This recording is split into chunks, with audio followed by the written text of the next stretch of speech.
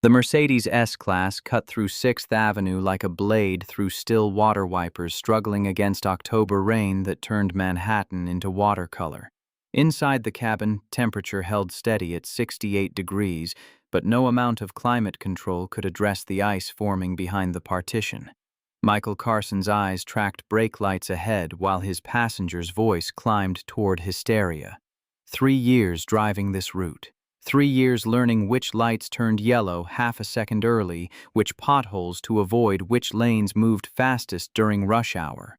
3 years of listening to conversations he wasn't supposed to hear. Victoria Brennan's reflection fractured across the rearview mirror as she pressed her phone against her ear, mascara tracking dark rivers down her cheeks. The woman who'd graced Forbes 18 months ago, the tech titan who plays hardball, now looked like someone who'd forgotten how to win. Her voice cracked through the phone's speaker. "Richard, that's impossible. All 3 agencies, there has to be someone." Michael's knuckles went white against the steering wheel. He knew this tone. Desperation wearing executive armor. "The delegation lands in 3 hours. 3 hours, Richard." Victoria's free hand clawed through her hair, destroying what remained of the updo her stylist had spent 40 minutes perfecting. "This is a $950 million deal. If Takahashi and Singh walk away, we file Chapter 11 in 90 days. The jazz station played something mournful, a saxophone solo that belonged anywhere but here. Michael reached for the volume knob. His fingertips brushed chrome. "Don't touch my controls." The words landed like a physical blow. Michael's hand froze midair, hovering over the dashboard as if the air itself had solidified. Victoria's eyes found his in the mirror, sharp enough to draw blood. "You're the driver. Remember your place." The partition rose with a mechanical hiss, cutting her reflection in half, then into nothing. Michael's hand dropped to his lap. His jaw worked silently, grinding molars that had survived 54 years without cracking. The traffic light ahead turned yellow. Michael eased off the accelerator, bringing the Mercedes to a stop so smooth the coffee in Victoria's cup holder didn't ripple. Muscle memory. The kind of precision that came from repetition until your body performed without consulting your brain. His phone buzzed against his thigh. A text from Sarah, his daughter. "Preview Dad Hospital called about Grandma's treatment. They need $7,500 by Monday." Monday was 4 days away. Michael's thumb hovered over the banking app. The numbers stared back with arithmetic's cold indifference. Checking $3,247.18. Savings $58,392. The savings was supposed to last through Sarah's entire medical degree. 3 more years. He'd already done the math 100 times. It didn't work. It never worked. Behind the partition, Victoria's voice rose and fell like waves trying to erode granite. Michael had heard these calls before to investors, partners, her ex-husband's attorney. She always sounded like this when reality refused to bend to her will. The light turned green. Michael accelerated smooth as silk, while Sarah's text burned a hole in his pocket, like unspent currency. Georgetown, 1995. Professor Whitmore had stood at the lecture hall podium, arms crossed, and posed a question. "Your translator just collapsed during nuclear disarmament negotiations. The Russian delegation speaks no English. The American team speaks no Russian. You have 30 seconds to prevent World War III. Go." Michael had raised his hand. "Find someone bilingual who understands context well enough not to trigger an international incident." Whitmore had smiled. "And if you can't find that person, then you become that person." The memory tasted like dust. Becoming that person had required a PhD, a master's degree, 24 years at the State Department, and a career that ended with a form letter thanking him for his service. Budget cuts, position eliminated. Good luck. That was 3 years ago. 340 applications sent, overqualified for some, too old for the rest. Nobody wanted a 51-year-old diplomat in a world that worshipped 25-year-old disruptors. His phone buzzed again. Sarah. "Don't worry about the money. I can take next semester off work, save up." Michael's chest constricted. The next text arrived before he could respond. Johns Hopkins said they'd hold my spot for a year. "It's fine, Dad. You've done enough." She didn't know. Sarah thought her father was a linguistics consultant working from home making enough to cover tuition and her grandmother's medical bills. She thought the monthly deposits came from research grants and translation contracts. She didn't know her father wore a chauffeur's cap and spent 8 hours daily driving a woman who called him the help. The Mercedes rolled through another intersection. Rain hammered the roof. Somewhere distant, a siren wailed. Victoria's voice penetrated the partition again, louder. "Mother, I don't have time for this." A pause. "Yes, I know you warned me about expanding too fast. You've mentioned it several times." Another pause. "I have to go." The partition lowered halfway. Victoria's face appeared in the gap, mascara-stained and furious.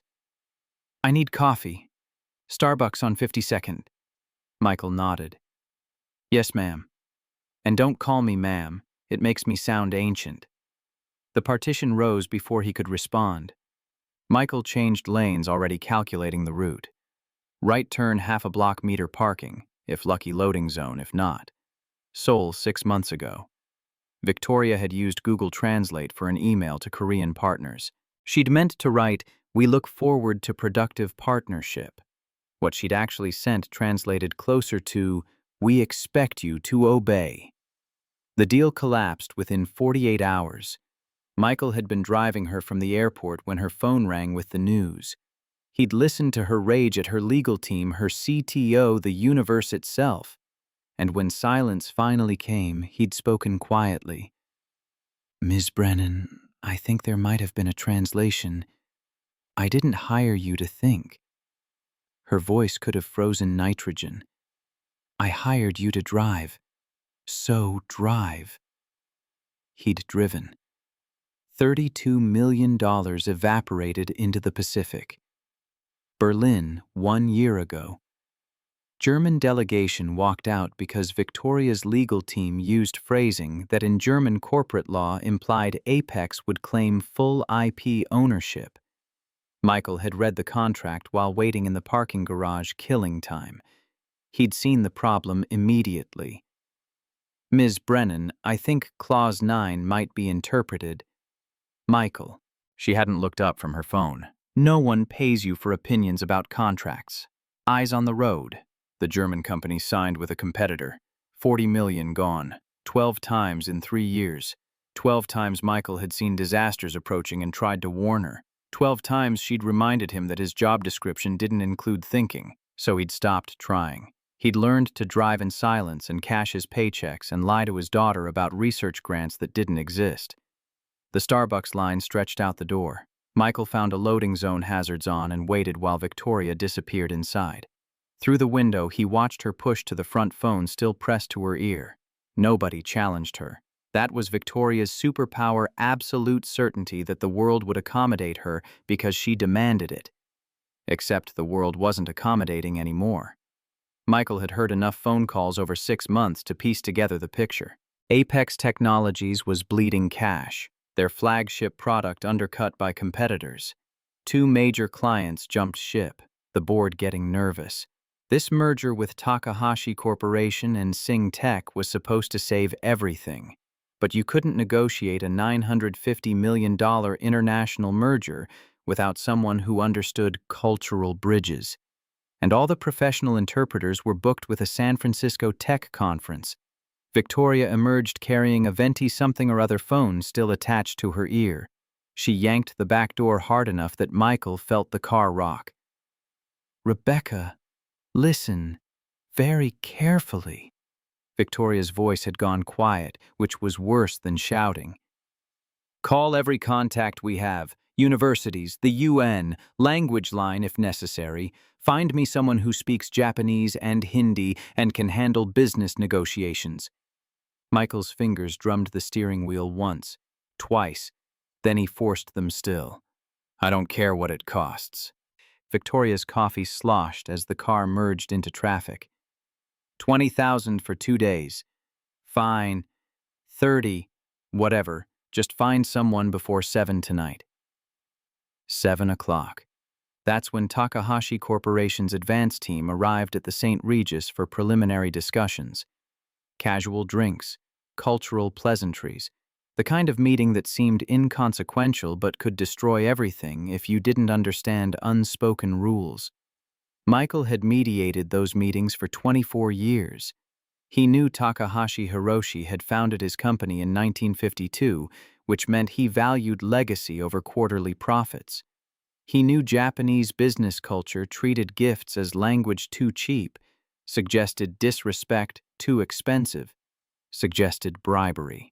He knew seating arrangements mattered, that silence communicated more than speech, that a bow could mean anything from casual courtesy to profound apology, depending on angle and duration. He knew all this, and Victoria didn't know he knew any of it because she'd never asked. His phone buzzed. Sarah again. Seriously. Dad, don't stress. I can defer. It's not the end of the world. Except it was. Sarah had wanted to be a pediatric oncologist since age 9, since watching her grandmother, Michael's mother, start chemotherapy for breast cancer. Grace had survived that round. The cancer returned last year meaner in her lungs. Stage 4, 12 to 18 months with treatment. Treatment cost $6,000 monthly after Medicare. Sarah's tuition was $34,000 per semester. Michael's driver's salary was $48,000 annually. He'd been living off his State Department severance package. That fund was down to $58,000. At current burn rate, it would be gone by Christmas. Then what? The Mercedes glided to a stop at another red light. Michael's eyes found Victoria in the rear view. She'd abandoned phone calls, now texting furiously, thumbs blurring across the screen. Her coffee sat forgotten, cooling into expensive beige sludge. He'd worked for her 3 years. In that time, he'd learned things about Victoria Brennan that never made Forbes. He'd learned she called her daughter Emma exactly twice monthly, always Sundays, and the calls always ended with Emma saying something that made Victoria's face go tight. He'd learned Victoria's ex-husband sent monthly emails she deleted unread. He'd learned she worked 16-hour days not from love of work, but because the alternative was going home to an empty penthouse that cost more monthly than most people earned yearly. He'd learned Victoria Brennan was brilliant and ruthless and terrified. The terror was new. It had crept into her voice over 6 months as the company deteriorated.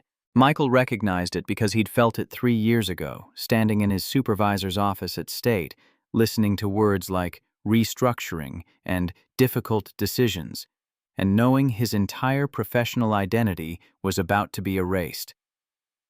Victoria's phone rang. She answered before the first ring finished. "Richard, please tell me you found someone." The pause stretched long enough for Michael to hear his own heartbeat. "I see." Victoria's voice went flat. "And the backup agencies, none of them, not even triple rates." Another pause.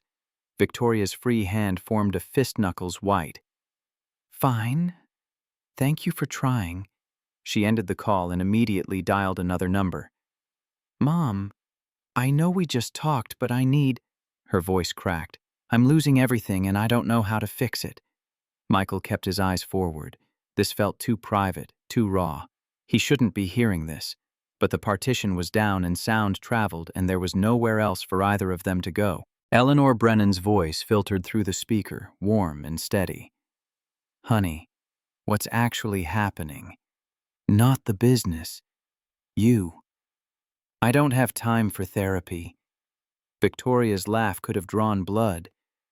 "I have 3 hours to find a miracle or watch $950 million walk away. And if that happens, the board votes me out. Everything I built. Vicky." Eleanor's voice cut through the spiral. "When did you start measuring your worth by stock price? When I was 15 and Dad died and you worked yourself into exhaustion paying Columbia tuition." Victoria's voice went quieter, almost gentle. "I swore I'd never be poor again. Never powerless. And now you're learning power and control are different things." Eleanor sighed. "Baby, I love you, but pride has always been your weakness. I have to go." Victoria ended the call before her mother could respond. The Mercedes rolled through the financial district past glass towers reflecting gray sky back at itself. Michael had worked in buildings like these once. Different city, different context, but the same architecture of ambition. His phone buzzed. Not Sarah. His mother's care facility. He let it go to voicemail, already knowing what they wanted. Money. Always money. The kind he didn't have. "Pull over." Victoria's voice was rough. "I need air." Michael found a spot near Battery Park, sliding into a loading zone. Victoria climbed out without waiting for him to open her door, walking to the railing overlooking the harbor. Wind off the water whipped her hair into a golden storm. Michael stayed in the driver's seat. This wasn't an invitation. This was a woman trying to hold herself together, and the last thing she needed was an audience. But he could see her reflection in the side mirror. See her shoulders shake. See her wipe at her eyes with the back of her hand smearing mascara into war paint. His phone buzzed. Voicemail notification. Michael pressed play. "Mr. Carson, this is Judith from Riverside Care, calling about your mother's account. We've been patient, but we're 45 days past due on September and October is due next week. If we don't receive payment by Friday, we'll need to discuss alternative arrangements for Mrs. Carson's care." Alternative arrangements. Code for discharging his dying mother to somewhere cheaper, somewhere without specialized oncology support, somewhere she'd spend her final months in a facility that smelled like industrial cleaner and defeat. Michael deleted the voicemail. His reflection in the mirror looked back, gray-haired, weathered, wearing a suit that cost more than he made bi-weekly. The irony wasn't lost. Victoria turned from the railing, walking back to the car. Her face was composed now, the CEO mask restored.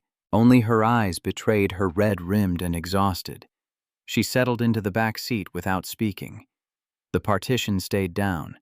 They drove in silence for 10 minutes.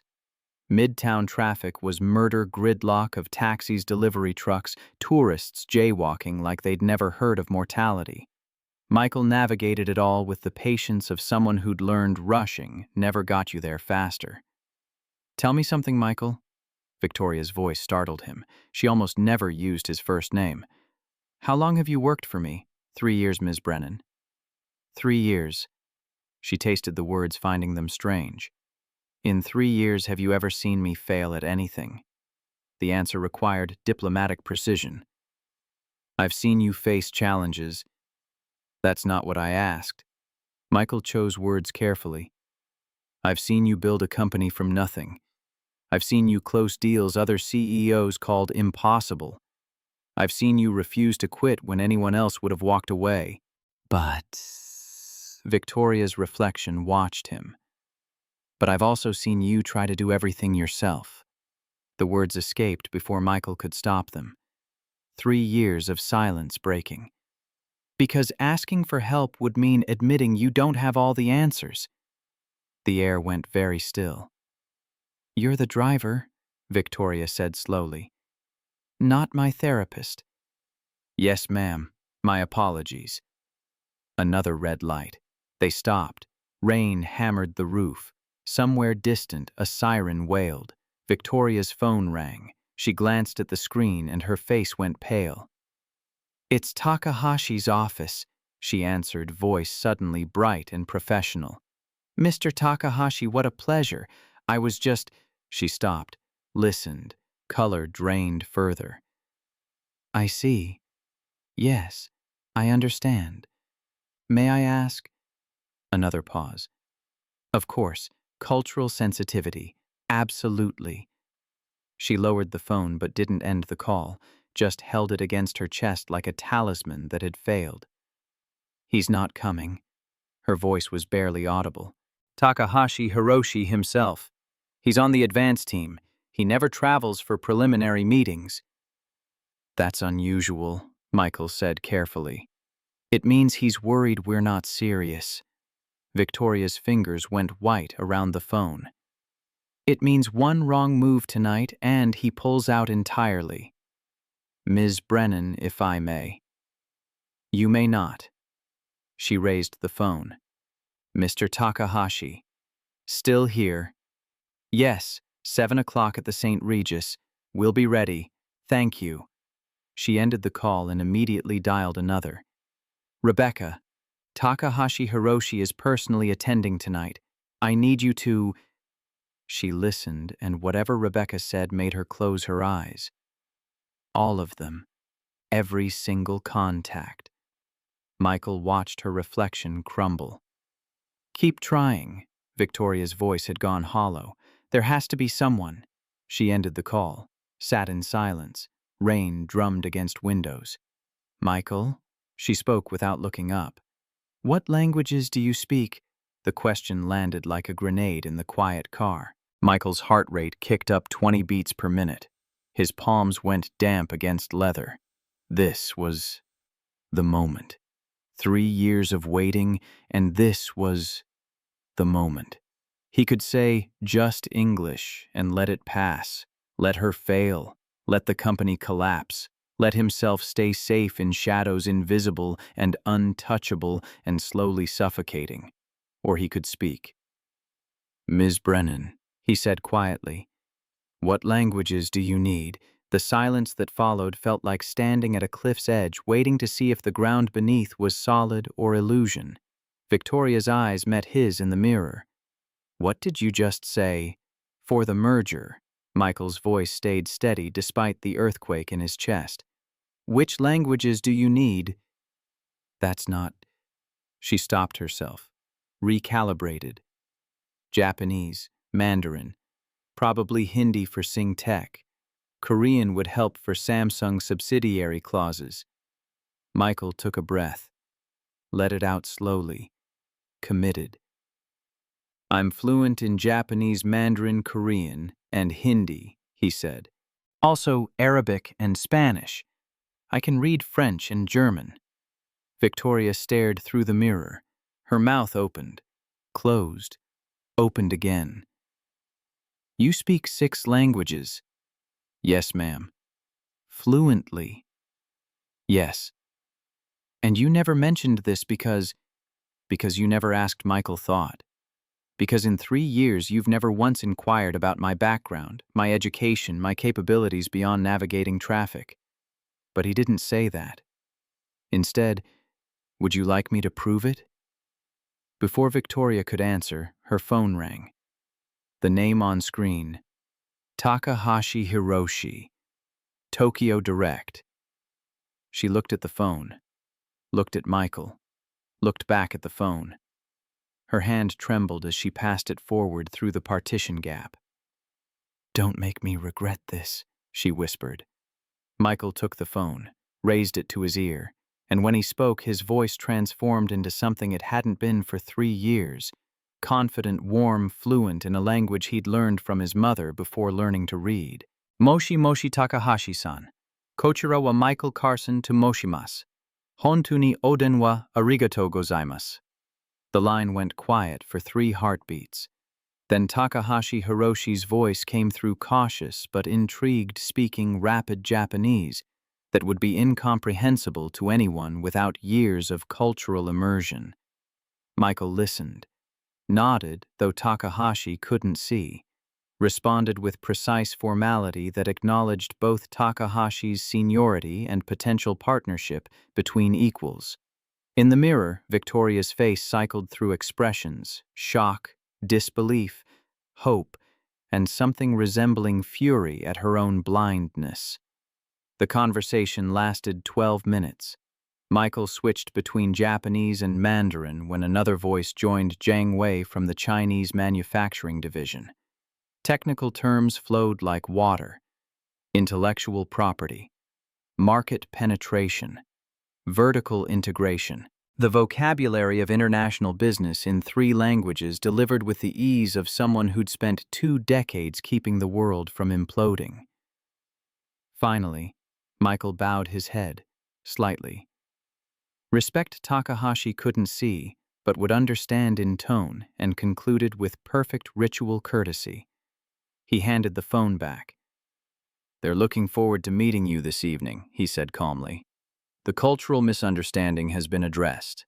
Victoria took the phone like it might explode. What cultural misunderstanding? Your legal team's preliminary contract used language implying Apex would maintain unilateral final decision authority. in Japanese business culture that suggests you view them as subordinates rather than partners. Michael shifted into drive, merging into traffic with the same smooth precision he'd used for 3 years. I explained the phrasing was a translation oversight, that Apex deeply respects Takahashi Corporation's 70-year legacy and that you've personally studied Japanese corporate customs to demonstrate commitment. But I haven't. You have now. Michael kept his eyes forward. Mr. Takahashi was particularly moved that you took time to learn about his father's work rebuilding Tokyo after the war. He said few Western executives show that cultural respect. Victoria was silent for a long moment. Then, "Who are you?" "I'm your driver." "Ms. Brennan." "Like hell you are." The Mercedes turned onto the street leading to Apex headquarters. The 40-story glass tower rose against gray sky like a monument to ambition that hadn't quite learned humility. "Underground parking," Victoria said. "Then you're going to tell me everything." Michael nodded. The car descended into the building's concrete belly, fluorescent lights flickering past like a countdown to something irreversible. He found Victoria's reserved spot, killed the engine. The sudden silence felt enormous. Victoria didn't move to exit. Neither did Michael. "I need to know everything," she said finally, "starting with why a man who speaks 6 languages and negotiates with Japanese CEOs has been driving my car for 3 years. Michael turned to face her directly for the first time. Through the partition gap, their eyes met without the mirror's filter. "PhD in International Relations, Georgetown University, 1995, he began. "Master's in Applied Linguistics, Harvard, 1992. Senior Diplomatic Interpreter, United States Department of State, 1997 to 2021. 24 years. Victoria's face went very still. Specialized in multilateral negotiations. G7 Summits 2015, 2018, 2019. Lead interpreter for U.S.-China trade negotiations, 2017 to 2020.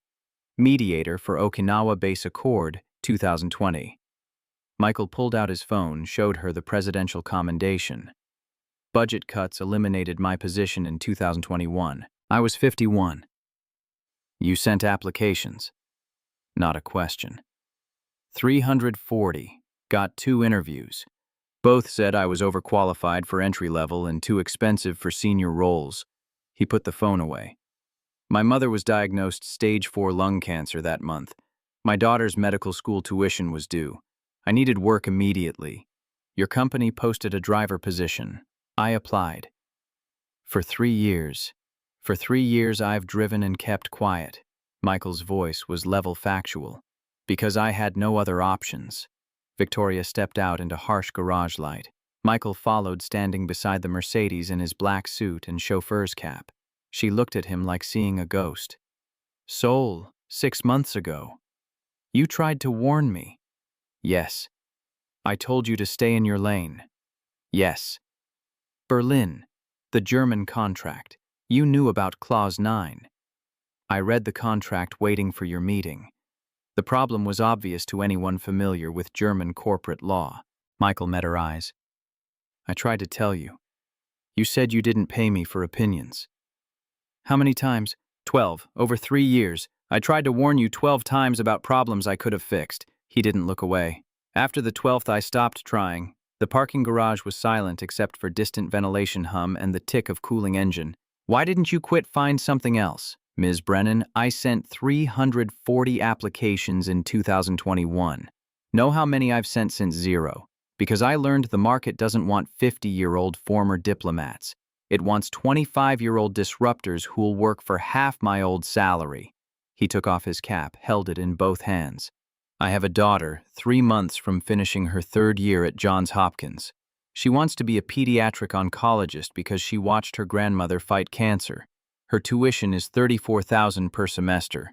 My mother's cancer treatment costs $6,000 monthly after Medicare. My salary here is $48,000 annually." Victoria did the math. Her face went pale. "I've been living off State Department severance. That money runs out at Christmas."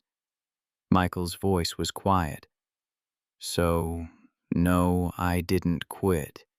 Quitting meant my daughter drops out and my mother dies without treatment that might give her 6 more months. I stayed because I had no choice. Michael, but I need you to understand something. He looked at her directly, and for the first time in 3 years, let her see the man he'd been before desperation made him small. I didn't just drive for 3 years. I studied your company, learned your industry, read every contract that passed through your hands, listened to every conference call that bled through the partition. I prepared. For what? For the moment when you'd finally ask the right question. He smiled, tired but genuine. For the moment when you'd need exactly what I know how to do. Victoria's phone buzzed. She glanced at it, eyes widening. Rebecca says Takahashi's advance team just arrived at the St. Regis early, asking about cultural protocols. Nobody knows what to tell them. Michael put his cap back on. In Japanese business, culture gifts should acknowledge their company's founding year 1952 for Takahashi. Not expensive, which implies buying influence, but thoughtful, showing respect for legacy. White peonies are traditional for business partnerships. They symbolize honor and prosperity without romantic implications. He started toward the building entrance. Seating by company age, not revenue. Takahashi right side because they're older. Singh left apex middle as host. Business cards exchanged with both hands read carefully before being placed on the table, never pocketed. And don't be late. 15 minutes early is on time in Japanese culture. Victoria hurried to catch up, heels clicking on concrete. How do you know all this? Because my mother is Japanese. She taught me the language before English. And because for 24 years I stood in rooms where my understanding of cultural nuance was the only thing preventing international incidents. He pushed the elevator button. This is what I do, Ms. Brennan, or what I did before I became invisible. The elevator doors opened. They stepped inside. Victoria pressed the executive floor button. You're not invisible anymore, she said quietly. The elevator rose through the building's glass and steel heart. Michael watched floor numbers climb and thought about Sarah, about his mother, about 3 years of silence finally breaking open. Ms. Brennan, he said as the elevator slowed. We have 2 hours, 43 minutes before Takahashi and his team arrive. I need to change. You need to repair your makeup, and we both need to prepare for the most important meeting of your life. The doors opened. Rebecca Walsh stood waiting, face pale with stress. Victoria, thank God. Takahashi's team is at the hotel. They want to meet in 90 minutes instead of 3 hours. Mr. Takahashi doesn't want to waste time. Rebecca's words tumbled over each other. And I still haven't found an interpreter. We have an interpreter. Victoria stepped out, voice regaining command. Rebecca, this is Michael Carson. He'll handle all translation and cultural protocols. Rebecca's eyes went to Michael's uniform, then back to Victoria. I'm sorry, what? Michael holds a PhD from Georgetown and master's from Harvard. He was senior diplomatic interpreter at State for 24 years. He speaks 6 languages fluently. Victoria's voice was crisp. Any other questions? Rebecca's mouth worked silently. Then, should he change before the meeting? We have 87 minutes. Victoria looked at Michael. Can you be ready? I've been ready for 3 years, Ms. Brennan. He pulled out his phone, already scrolling contacts. But I need you to trust me completely. No second guessing. No interruptions. When we're in that room with Takahashi, you follow my lead on all cultural matters. Victoria held his gaze. 70 people lose jobs if this fails, including you. Then let's make sure it doesn't. The office erupted into controlled chaos. Rebecca pulled Michael toward executive wardrobe. Apex kept emergency suits for visiting executives. Victoria disappeared into her office to repair damage. Michael found himself in a dressing room with designer suits. He chose navy Tom Ford conservative but well cut with a silver tie suggesting competence without trying too hard.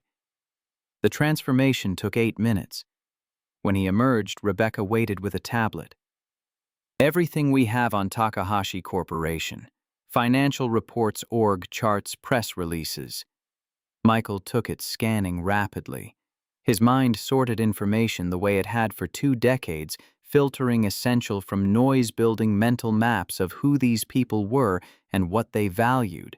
Takahashi Hiroshi, 65, CEO and patriarch, founded the company at 22 with money borrowed from his father-in-law, built it from 3 people to 8,000 employees. Conservative, traditional, valued loyalty and long-term thinking over quarterly profits. His son Takahashi Kenji, 38, Executive VP, Harvard MBA, 3 years at McKinsey before joining family business. Reputation as hard negotiator pushing his father toward aggressive expansion.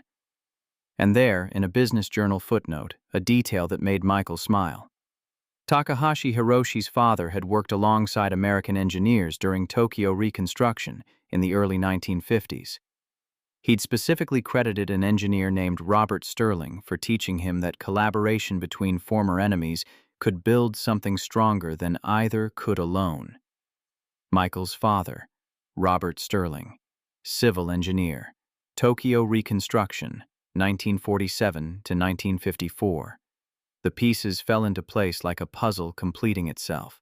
Victoria emerged from her office, transformed back into the polished executive who'd graced magazine covers. Hair perfect, makeup concealing earlier tears, charcoal gray suit that probably cost more than Michael made monthly. "You clean up well," she said, looking him over. "So do you." 90-second briefing while Rebecca calls a car. Victoria's eyes were sharp again, focused. "What do I absolutely need to know?" Michael set down the tablet. "Takahashi Hiroshi's father worked with my father on Tokyo Reconstruction after the war. That gives us connection foundation of trust between families. But only if we handle it correctly. We don't lead with it. We let it emerge naturally." "What else?" "He brought his son to this preliminary meeting. That's unusual and significant. Either Kenji pushed to attend because he's concerned, or Hiroshi brought him to demonstrate family unity. Either way, we address both as equals while respecting hierarchy. Anything I should avoid? Don't be too effusive. Japanese culture values restraint. Don't fill silences. Silence is comfortable for them. And most importantly, don't thank them excessively. One sincere expression of gratitude is worth more than 10 casual ones." The elevator arrived. They rode down in silence. A black town car waited at street level. Rebecca had pulled strings. As they slid into the back seat, Victoria turned to Michael. "I need to say something before we do this. Ms. Brennan, 3 years." Her voice was quiet. 3 years I had you right there and I never saw you. Not because you were invisible, but because I was too arrogant to look." Michael said nothing. "My mother told me strength isn't about who you look down on, but who you still see when they're beneath you." Victoria looked out at Manhattan sliding past. "I failed that test. Badly. We can talk after—" "No, I need to say it now." She faced him. "I'm sorry, Michael, for 3 years of waste. For every time I shut you down, for treating you like furniture instead of a human being." The apology hung in the air, fragile and real. "Apologies later," Michael said gently. "Right now we have a company to save." The town car pulled up to the St. Regis. Through windows, Michael could see the lobby glittering with old-world elegance, marble floors, crystal chandeliers, the kind of luxury that whispered instead of shouted. Somewhere in that hotel, Takahashi Hiroshi was waiting. Along with him, the future of 70 jobs, the future of Sarah's medical degree, the future of his mother's treatment, the future Michael had spent 3 years preparing for without knowing when it would arrive. "Ready?" Victoria asked. Michael straightened his tie, centered himself. Let's build a bridge. They stepped out into Manhattan, evening rain still falling soft as promises, and walked through gold-framed doors into the next chapter of both their lives. Friday morning, 6:47 a.m. Michael woke to his phone buzzing on the nightstand of his small Queens apartment. A text from Victoria sent 3 minutes ago: Singh's team lands at 8 a.m. Breakfast meeting at Apex 8:30. Be ready. He'd slept 4 hours. His body ached from adrenaline crash. Yesterday's negotiation with Takahashi had wrung him dry, but his mind was already running scenarios for today's challenge. Priya Singh, CEO of Singh Tech Group, British-educated, sharp as surgical steel, with exactly zero patience for inefficiency or sentiment. The complete opposite of Takahashi's respectful formality. Michael showered, dressed in the same Tom Ford suit from yesterday, and caught the 7:15 subway into Manhattan. The car was packed with morning commuters, all staring at phones or middle distance. He stood holding a poll reviewing everything he knew about Singh Tech. Founded 1987 in Mumbai by Rajesh Singh, Priya's father, with a philosophy that technology should empower the underserved, not just the privileged. Priya had studied at London Business School, spent 3 years at Goldman Sachs, then returned to transform her father's modest operation into a billion-dollar enterprise. She ran it like a tech startup, despite it being family business. She valued directness, competence, results. And according to Victoria's intelligence, she'd received competing offers from Vertex Technologies yesterday. Better terms, lower risk, no exposure to Apex's financial instability. Michael's phone buzzed. Rebecca Singh's plane landed early. She's already in a car. ETA 8:15. He texted back. I'll be there in 20 minutes. Have coffee ready. Good coffee, not office swill. She spent 3 years in London, she'll notice. The subway pulled into his stop. Michael climbed stairs into Manhattan morning, the city already alive with the energy of 8 million people trying to make their futures happen simultaneously. Apex Technologies' headquarters looked different in daylight. Or maybe Michael was different, walking through the lobby not as invisible help, but as someone security guards actually acknowledged. The elevator ride to the executive floor felt faster. Victoria was waiting in her office, surrounded by documents and cold coffee. She'd been here all night from the look of things. Fresh suit, but eyes carrying exhaustion Michael felt in his bones.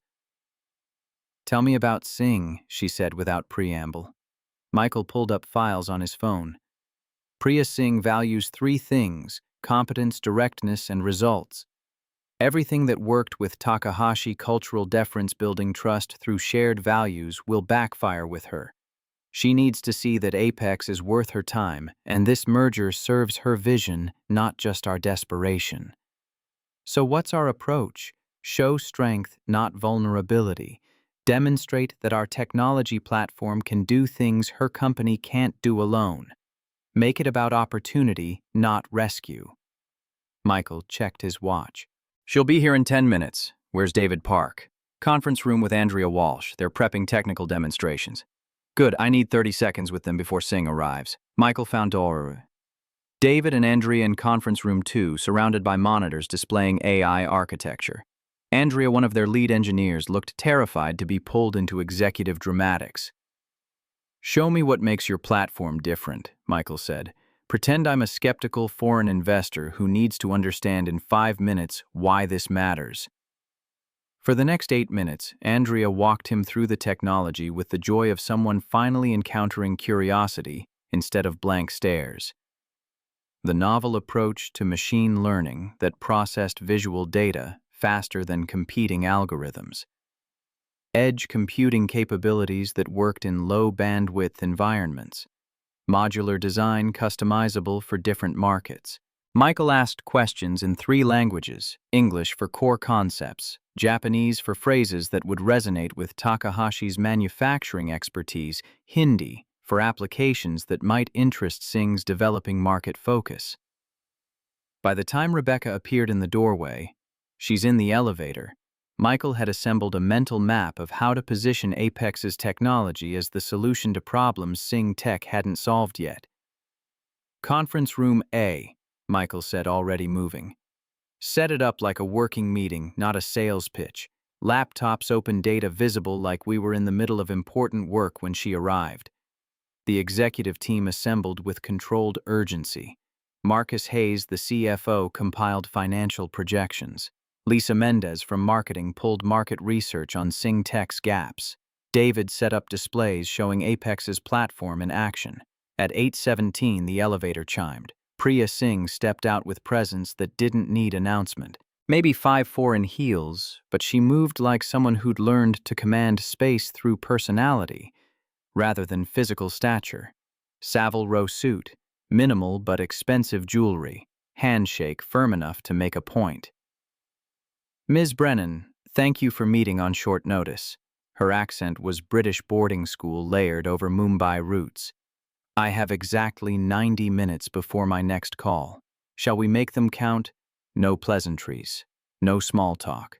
Michael liked her immediately. They settled in the conference room. Singh's COO, Rajesh Mehta, was silver-haired 50s, setting up a laptop without being asked. Her lawyer, Sarah Chen, younger, but carrying herself with quiet confidence of someone who'd negotiated deals that made or broke companies. Singh got straight to it. I've reviewed your Q3 financials. Cash flow is concerning. Revenue down, 18% year over year, 2 major client losses. Flagship product being undercut by competitors offering similar functionality at half cost. Why should Sing Tech tie our future to yours when you're clearly struggling? The same attack Kenji had launched yesterday but delivered with surgical precision. Victoria started to respond, but Michael caught her eye and gave a barely perceptible headshake. Priya ji, he said in Hindi, Vikas aur labh dono samay mangte hain lekin neev mazboot honi chahiye. Singh's eyebrows rose. She responded in Hindi, rapid-fire testing his fluency. Michael matched her pace, explaining that growth and profit both required time but demanded strong foundations. She switched to English, slight smile playing at her lips. You speak Hindi? 6 languages, actually. And I've studied Sing Tech's expansion strategy over the past 5 years. Impressive work in Southeast Asia, but you've hit a ceiling in market penetration because your current platform can't handle edge computing requirements for rural India. Singh's expression sharpened. Go on. Your technology is built for high-bandwidth environments, cities, but 70% of India's population lives where connectivity is inconsistent at best. Apex's modular AI platform can run local processing on devices with minimal server requirements. Michael gestured to Andrea, who pulled up a demonstration. We can bring your applications to markets you can't currently reach. Interesting technical capability. Singh leaned forward. But technology alone doesn't make a partnership.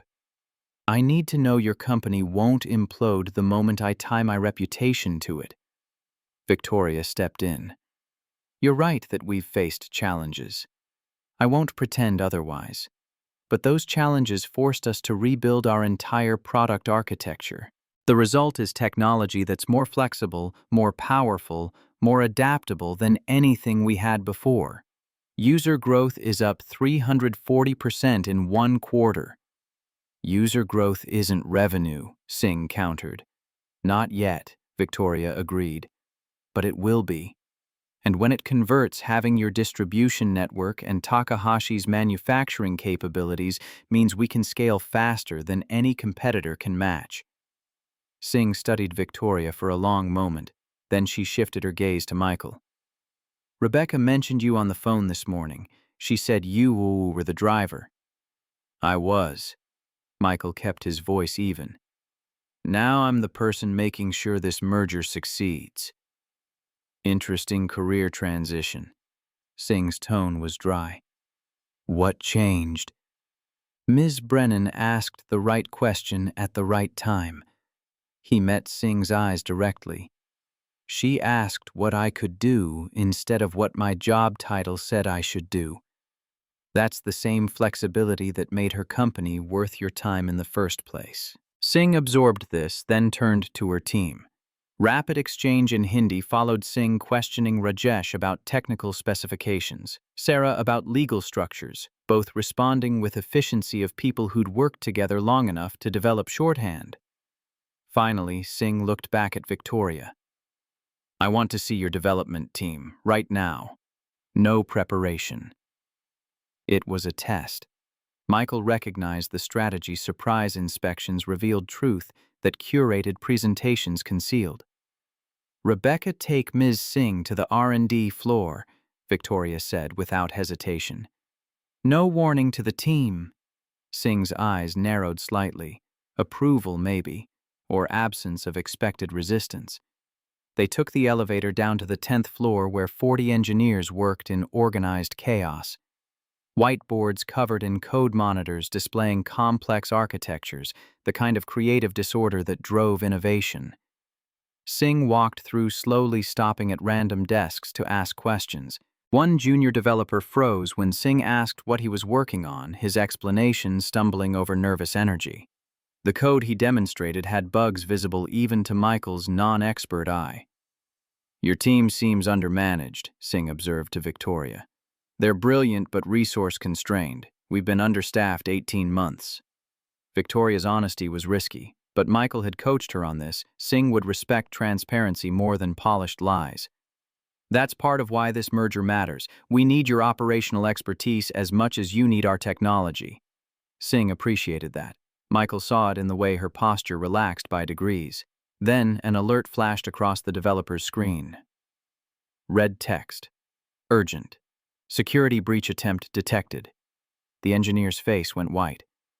Someone's trying to access our cloud servers. Senior engineer Tom Martinez sprinted over, fingers flying across keyboard. Singapore IP address. They got through first firewall layer. Targeting the image recognition algorithm. Singh's expression went ice cold. Singapore. That's where Vertex Technologies operates. Vertex Apex's primary competitor, also courting Singh Tech. Michael's mind made connections instantly. Lock it down, Victoria commanded. Now. Already on it. Tom's voice was tight with focus. But they breached first layer. Another minute and they could have stolen core IP. Singh turned to Victoria, face unreadable. Michael pulled out his phone. Ms. Singh, may I make a call? To whom? Your Mumbai office. Your chief security officer. He met her gaze steadily. Because if Vertex breached us, they likely attempted your systems simultaneously. The algorithms are linked in the proposed merger architecture. Understanding flickered across Singh's face. She nodded to Rajesh, who immediately dialed Mumbai. 5 minutes of rapid coordination confirmed Michael's suspicion. Vertex had launched coordinated attacks on both companies' systems, attempting to steal intellectual property before the merger could be finalized. Michael called a contact at FBI Cyber Division, a colleague from his State Department days who'd transitioned to domestic security. Explained the situation in clipped professional terms. Got confirmation they'd track the Singapore operation. Throughout it all, he coordinated responses in 3 languages. Hindi to Singh's Mumbai team, English to Apex's engineers, technical terminology that bridged both worlds. When the breach was contained and immediate crisis passed, Singh looked at Michael with new calculation. Your former driver just coordinated a cross-continental cybersecurity response in 3 languages and prevented catastrophic intellectual property theft.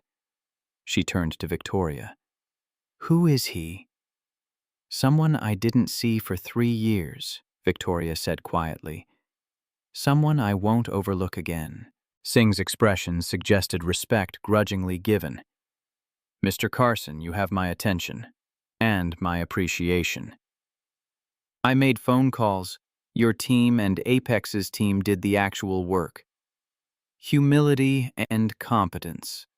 Singh's smile was slight but genuine. Rare combination. She turned to Victoria, and Michael could see the decision forming behind her eyes. Ms. Brennan, I came here 90% certain I would walk away from this deal. Vertex offered me better terms yesterday. Victoria's face went carefully neutral, but Michael saw her hands tighten on the table edge. But Vertex doesn't have integrity, Singh continued. And they don't have him. She gestured at Michael. I'm in. Let's finalize this merger. Victoria's exhale was barely audible, but Michael heard it. Relief and reprieve and knowledge that they'd cleared one hurdle only to face another. We still need Takahashi's final approval, Michael said. Main negotiation is tomorrow at 2. This is only half the battle. Singh nodded. Then let's make sure you win the other half. Rajesh, clear my schedule for tomorrow. I want to be there when Takahashi makes his decision. They spent the next hour hammering out preliminary terms, ownership percentages, board representation, operational structures. Singh's lawyer Sarah was ruthlessly efficient, identifying potential conflicts before they could fester. By 10 o'clock, they had the skeleton of an agreement. Not final, not binding, but enough to move forward with confidence. Singh stood extending her hand to Victoria. I look forward to tomorrow's negotiation. Don't disappoint me. We won't. After Singh's departure, the executive team reconvened in Victoria's office. The energy had shifted, still stressed but energized rather than desperate. We actually might pull this off, Marcus said, sounding surprised. We're not there yet. Michael loosened his tie, feeling exhaustion settle into his bones. Kenji Takahashi is still shopping the deal to Mitsui. We need to give his father a reason to choose us that goes beyond business terms. What reason? Lisa asked. Legacy. Continuity. The idea that this merger continues something his father started 70 years ago. Michael pulled up the photo on his phone again. His father and Takahashi Ichiro shaking hands in front of the Sumida Bridge. This is our advantage. We're not just offering a business deal, we're offering completion of unfinished work. David spoke up, tentative. Michael, I need to apologize. Yesterday morning I questioned your credentials. I was wrong. You were protecting the company. That's your job. Michael's voice held no resentment. But now you know I've been protecting it too, just from a position you didn't recognize as valuable.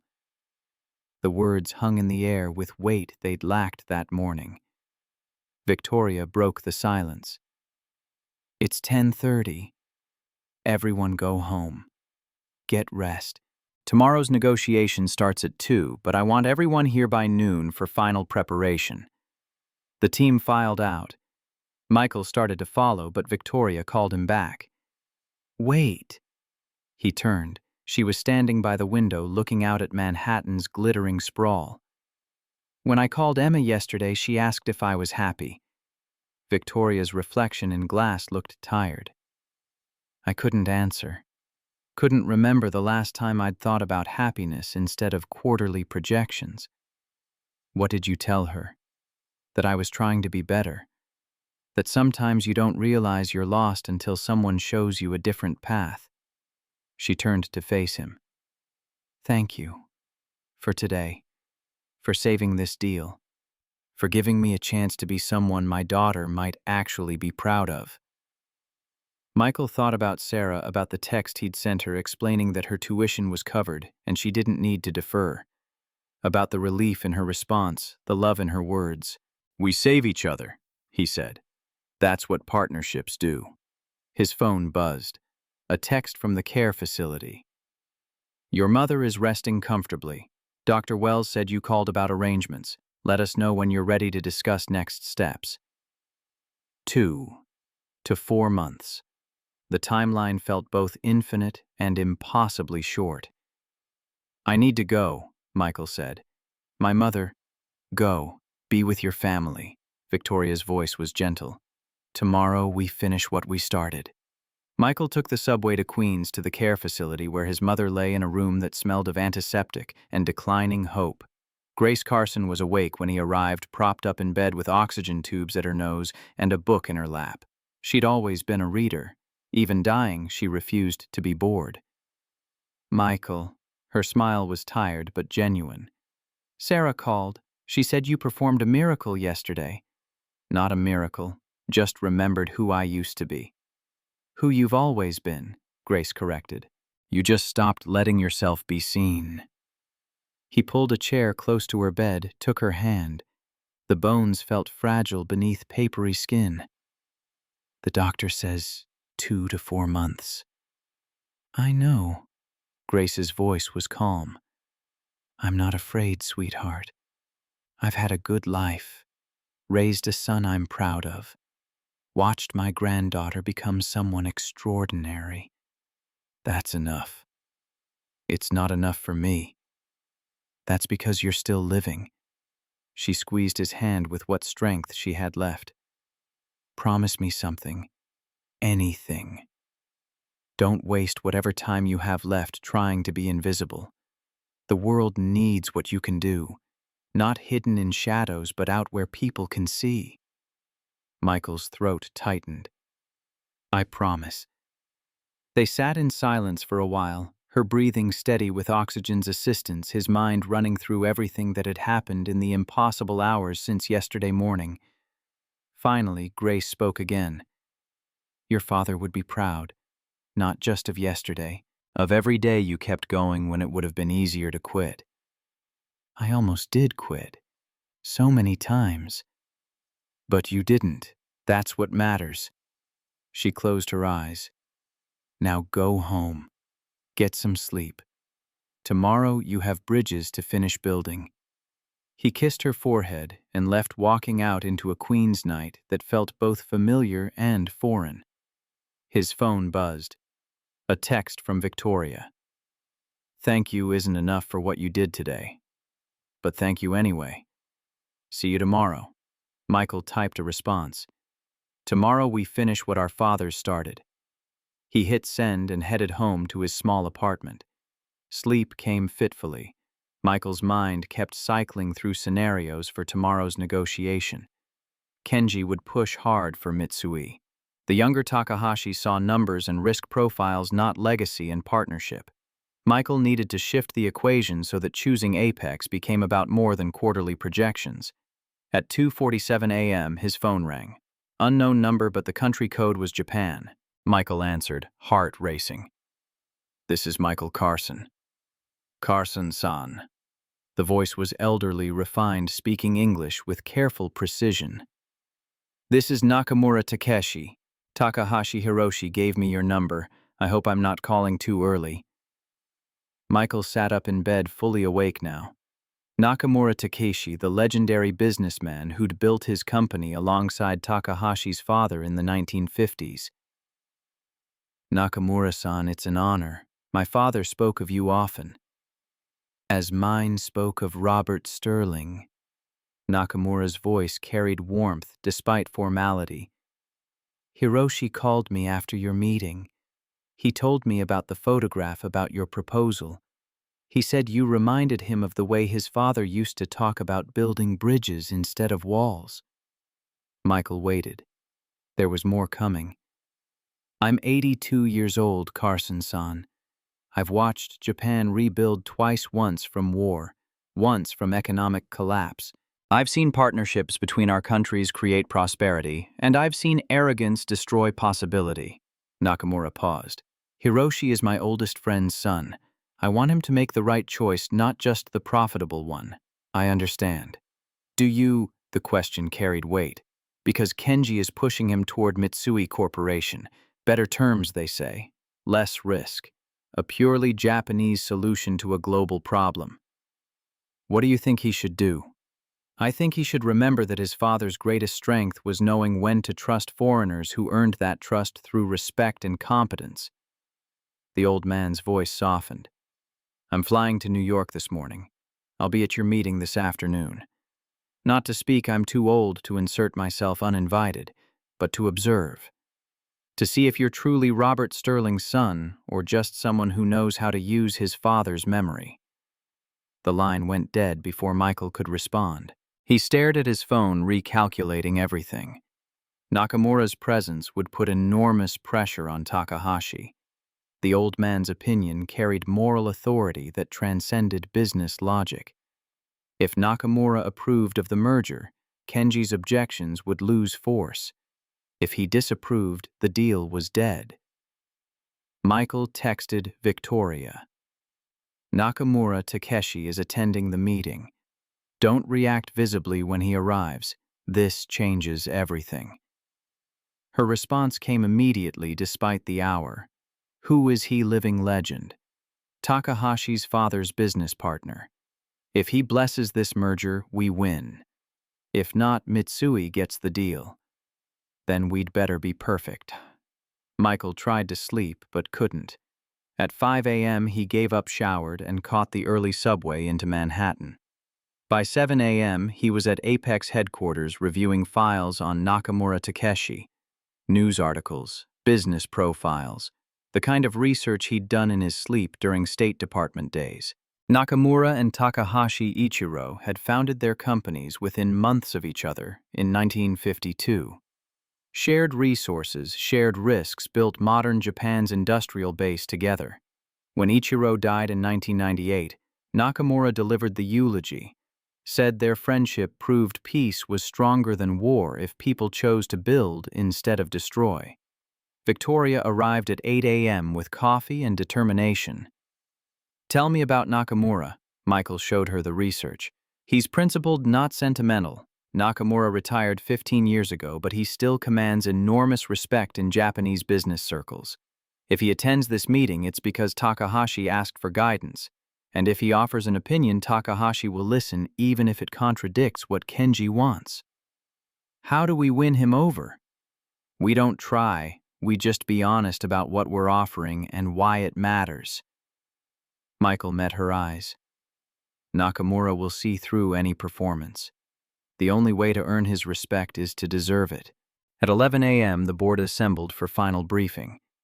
Gerald Whitmore, the board chairman, sat at the head of the table with the warmth of a contract lawyer reading terms of surrender. Victoria, Mr. Carson.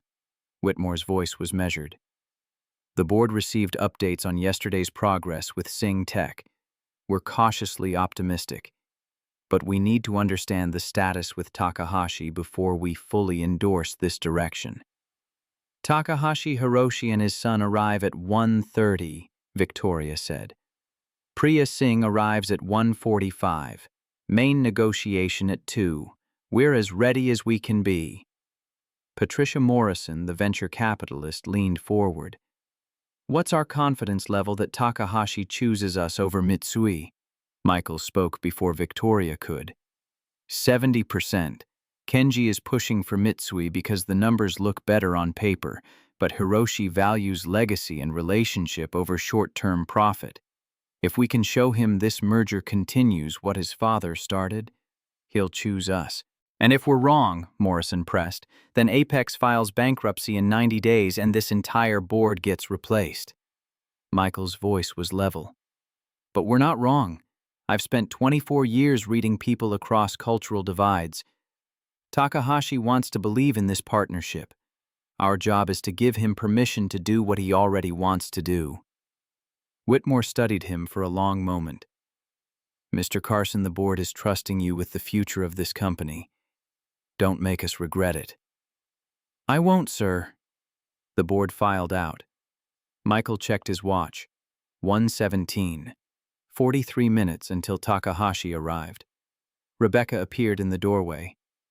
Takahashi's car just pulled up. They're early. Michael and Victoria exchanged glances. Early meant eager or nervous. Either way, it meant the decision wasn't made yet.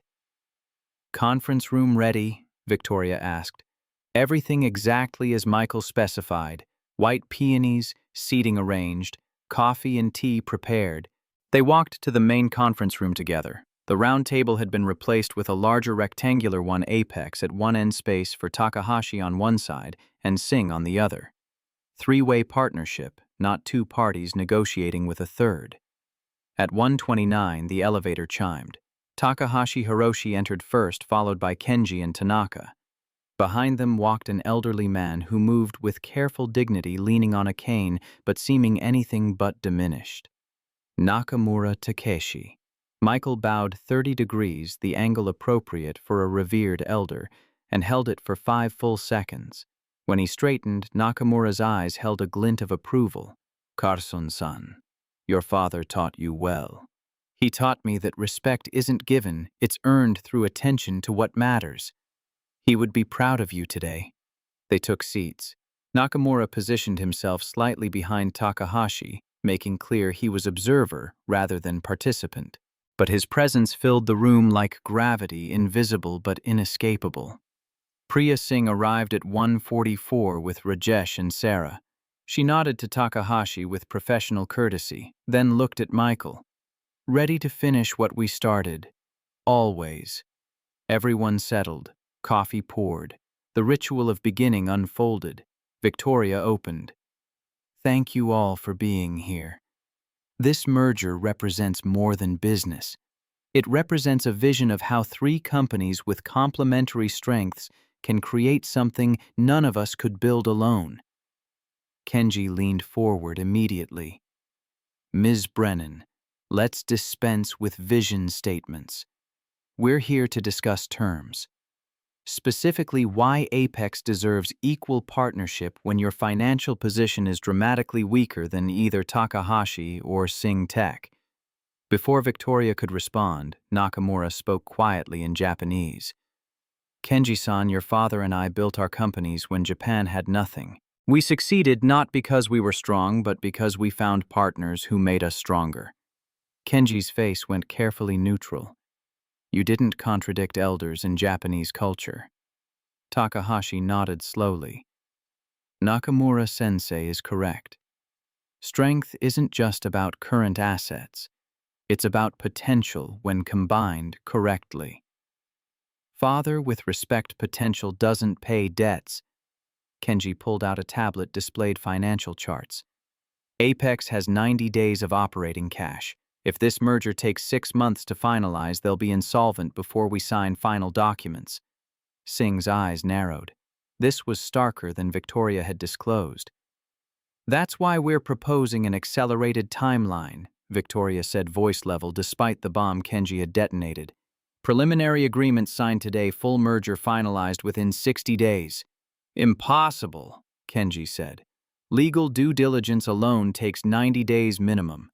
Not if we structure it as strategic partnership with merger completion contingent on benchmarks. Michael pulled up documents, shared them to displays. We create joint venture, immediately share resources and IP under partnership terms, then convert to full merger after benchmarks prove technology integration works as promised. Sarah Chen Singh's lawyer was already scrolling. This is actually quite elegant. Protects all parties while allowing immediate collaboration. It's also risky, Kenji countered. We're betting on unproven technology integration. No more risky than any innovation. Michael switched to Japanese, addressing Takahashi directly.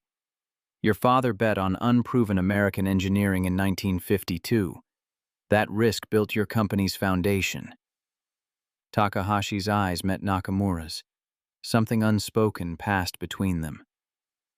Tell them about the bridge, Nakamura said quietly. Michael pulled up the photograph on the main display, his father and Takahashi Ichiro shaking hands in front of Sumida Bridge framework. 1951. Tokyo Reconstruction. Your father and mine worked together on structural engineering that combined Japanese aesthetics with American industrial capacity. The bridge they built still stands. He let the image speak. They didn't wait for perfect conditions or zero risk. They saw possibility and acted. Kenji stared at the photograph. That's a nice story, Carson-san. But we're not rebuilding bridges. We're merging technology companies in a competitive market that punishes hesitation. We're doing both, Michael said. Building bridges between technologies, between markets, between ways of thinking. And doing it fast because waiting means losing to competitors who don't care about doing it right. The room fell silent. Then Takahashi spoke. Carson-san, you argue persuasively.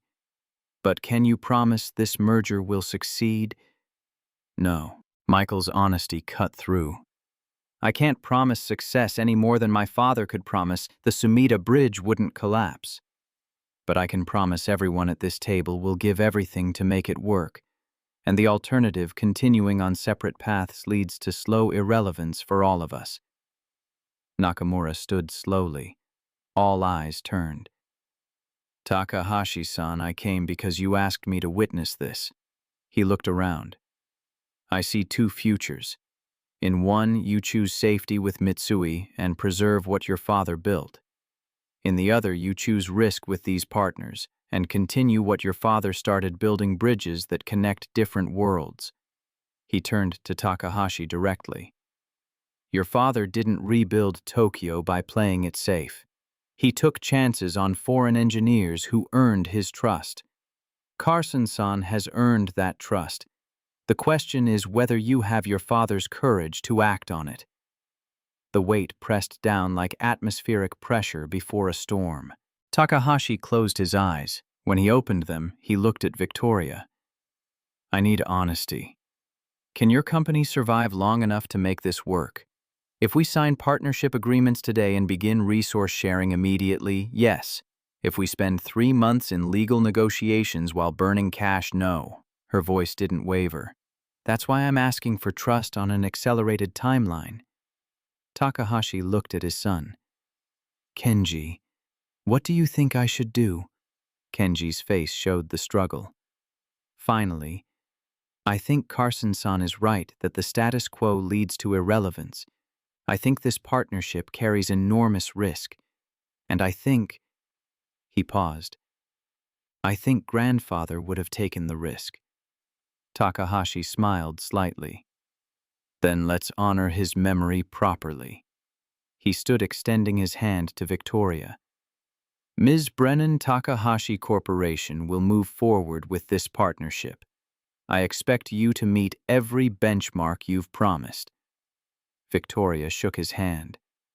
You won't regret this. Priya Singh stood as well. Then Singh Tech is officially committed. Let's create something that makes Mitsui regret their caution. The next 2 hours dissolved into details, legal language, benchmark specifications, resource allocation.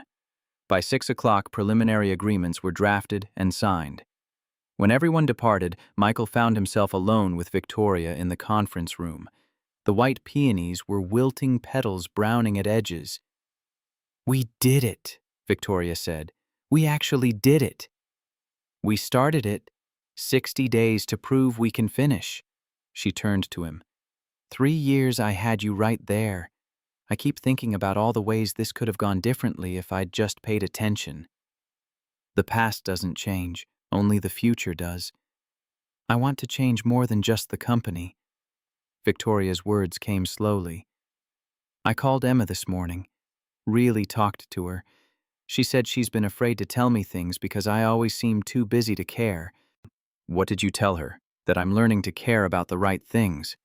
Victoria smiled sadly. She asked if she could visit next weekend. First time in 2 years. Michael thought about Sarah's text that morning, full of pride. About his mother counting remaining months in single digits. The work doesn't matter if the people we love don't know we're fighting for them. Victoria's phone buzzed. She glanced at it. Board wants final debrief at 9 tomorrow. Then you're taking the rest of the week off. That's an order. Michael smiled. 3 years she'd ordered him around about dry cleaning. Now she was ordering him to rest. His phone buzzed. Sarah, Dad. I told my study group about you. One of my friend's dad got laid off as driving Uber. I gave her your number. Hope that's okay. Michael stared at the message. 3 years of invisibility, and now his daughter was using him as an example of resilience. He texted back. Of course it's okay. Tell your friend I'm happy to talk. Another buzz. James Torres from the board. Michael, I did research this afternoon. Called contacts at State. They said you were the best interpreter in the building. Would you consult on some of my portfolio companies? Michael typed. Let's finish this merger first. Then we'll talk. He left Apex headquarters and took the subway to Queens to the care facility where his mother lay counting her final months. Grace was awake reading. She smiled when he entered. "Did you do it?" "We did it. Signed preliminary agreements. Full merger pending 60-day benchmarks." Michael pulled the chair close. "Nakamura Takeshi flew from Tokyo just to witness it. He said Dad would be proud." Grace's smile was radiant despite her pallor. "Robert always said bridges built in darkness still stand when the sun rises. Took you 3 years to see the sun again, but you never stopped building. I wanted to quit so many times. But you didn't. That's what matters." She reached for his hand. "Sarah called. She's so proud she can barely talk without crying." Michael's throat tightened. "I'm just doing the work I was trained to do." "You're doing the work you were born to do." Grace's grip was weak but firm. "Promise me don't waste another day being smaller than you are." "I promise." They sat together as evening deepened, talking about Robert, about Tokyo, about bridges their fathers built. Finally, her eyes grew heavy. "I'm tired, sweetheart. But it's good tired. Peaceful." Michael stayed until she drifted into sleep, her breathing steady with oxygen's help. Then he walked out into Queen's night and headed home. Tomorrow would bring implementation challenges. 60 days to prove the partnership worked. But tonight, Michael Carson went home to his small apartment and slept the sleep of someone who'd stopped being invisible and started being essential. The bridges weren't finished, but he was building again, and that made all the difference. Saturday morning, 6:15 a.m. Michael stood in his Queens apartment bathroom staring at his reflection in the mirror. The man looking back had aged a decade in 48 hours. New lines bracketing his mouth, shadows beneath his eyes that 3 hours of sleep hadn't erased. But his hands were steady as he knotted his tie, and his mind was clear in the way it only got when everything important converged on a single point. Today was the board presentation. 9 a.m. Final approval for the merger structure before moving into implementation phase. 60 days to prove the partnership could work. 60 days to save 170 jobs, Sarah's medical school future, his mother's remaining months. No pressure.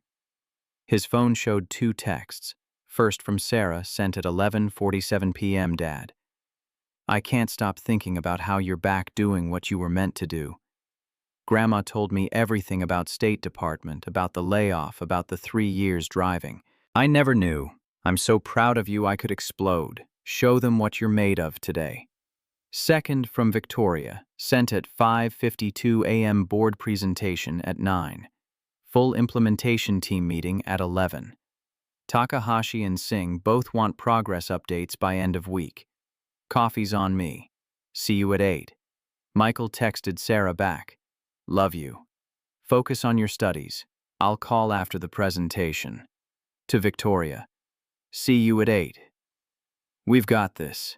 He put on the charcoal gray suit, his own from State Department days, not borrowed.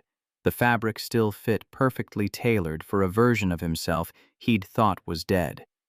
Maybe that version had just been sleeping. The subway was quieter on Saturday morning. Michael found a seat, pulled out his tablet, reviewed the presentation one more time. Implementation timeline, resource allocation, benchmark specifications. The technical architecture that would prove Apex's AI platform could integrate with Singh's distribution network and Takahashi's manufacturing capabilities. His phone rang. Unknown number, New York area code. "This is Michael Carson." "Mr. Carson, this is Dr. Patricia Wells from Johns Hopkins Oncology." Her voice was professionally gentle in a way that made his stomach drop. "I'm calling about your mother, Grace Carson." Michael's world contracted to the sound of his own heartbeat. "Is she?" "She's stable, but we had an incident early this morning. She fell trying to get to the bathroom. No broken bones, but we're very concerned about her overall decline." Dr. Wells paused. Mr. Carson, I think it's time we discussed transitioning to hospice care. Hospice. The word hit like a fist to the solar plexus. Hospice meant giving up on treatment, managing pain instead of fighting the disease. Hospice meant weeks, maybe months if they were lucky.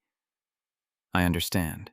Michael's voice came from somewhere far away. What are the options? Dr. Wells outlined them with professional compassion. In-home hospice if he could arrange 24-hour care. Facility-based if not. Costs ranging from $4,000 to $8,000 monthly depending on level of care. And of course, they'd need to settle the outstanding balance on her current treatment before making any transitions. $14,000, plus whatever hospice would cost going forward, plus Sarah's next semester tuition in 3 weeks. I'll need a few days to arrange things, Michael heard himself say. Of course, but Mr. Carson, I should tell you, in my professional opinion, your mother has perhaps 2 to 4 months. I'm very sorry. He thanked her, ended the call, sat on the subway as it rattled through tunnels beneath Queens, and felt the walls of his carefully constructed life begin to crack. The subway pulled into his stop. Michael climbed stairs into Manhattan morning, the city already alive despite the early hour. Saturday in New York meant different energy tourists and brunch seekers instead of commuters, but still the relentless forward motion of 8 million people refusing to stand still.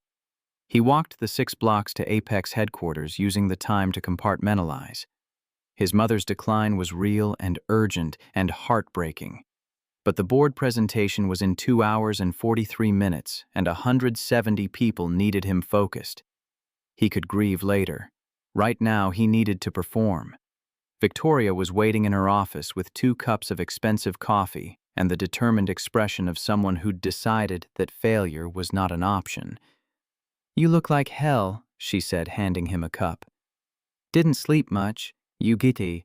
Maybe an hour." She gestured to the presentation materials spread across her desk. "I've been running numbers since 4 a.m. Marcus thinks we're insane trying to hit these benchmarks in 60 days.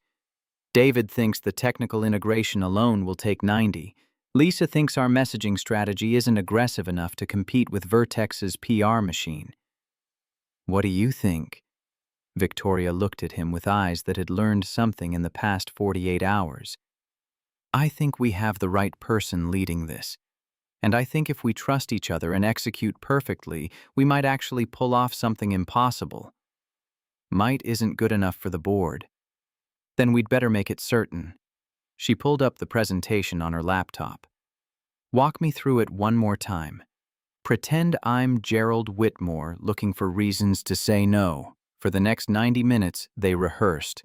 Michael presented, Victoria attacked with the board's likely objections. Michael refined his responses.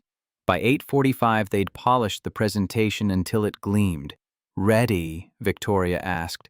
Michael thought about his mother lying in a hospital bed, counting her remaining months. About Sarah studying at Johns Hopkins, believing her father was someone worth being proud of. About 3 years of invisibility and the improbable chance he'd been given to matter again. "Ready." The boardroom filled at 8:52. Gerald Whitmore took his position at the head of the table with the same expression he'd worn 2 days ago. Cautious optimism wrapped in skepticism. Patricia Morrison sat to his right, tablet already open, probably running financial models in real time. James Torres, the tech entrepreneur, looked more relaxed than the others. He'd done his research on Michael, made his peace with the unconventional choice.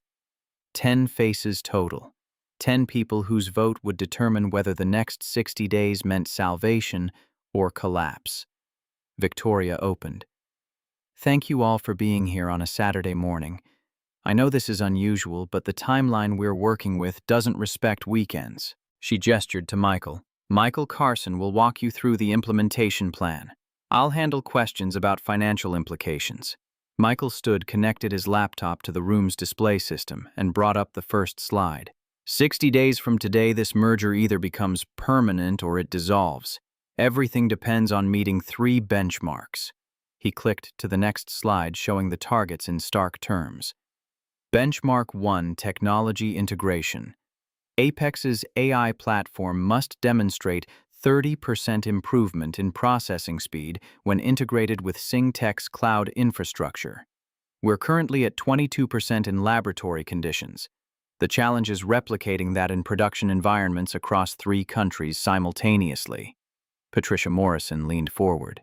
What's your confidence level on hitting 30%, 75% if everything goes according to plan? 90% if we get Sing's Mumbai team embedded with our engineers starting Monday. Michael met her eyes. That's why the accelerated timeline matters.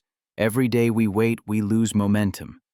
And if you hit 28% instead of 30, Whitmore asked, then we renegotiate or we fail. There's no partial credit. Michael's honesty was calculated. The board would respect truth more than optimistic projections. But I've spent the last 48 hours reviewing our technical architecture with David Park and Andrea Walsh. The capability is there. It's just about execution. He clicked to the next slide. Benchmark 2 manufacturing quality.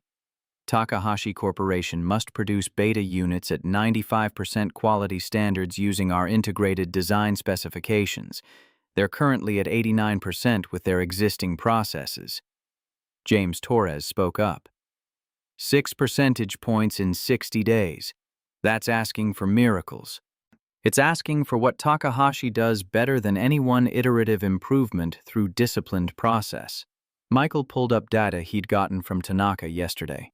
Their quality metrics over the past 5 years show they can improve 4 to 6% in 90-day cycles when properly motivated. We're compressing the timeline but not asking for anything beyond their demonstrated capabilities.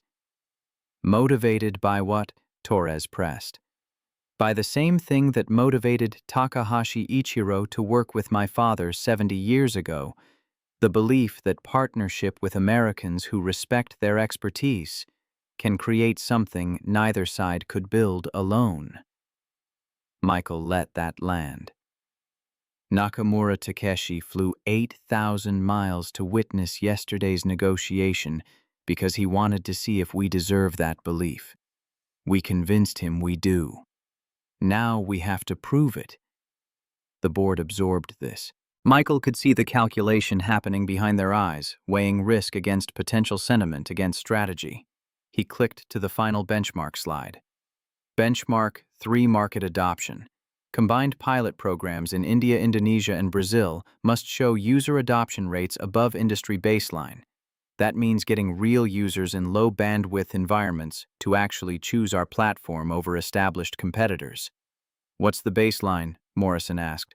12% adoption in first 30 days for new technology platforms in emerging markets.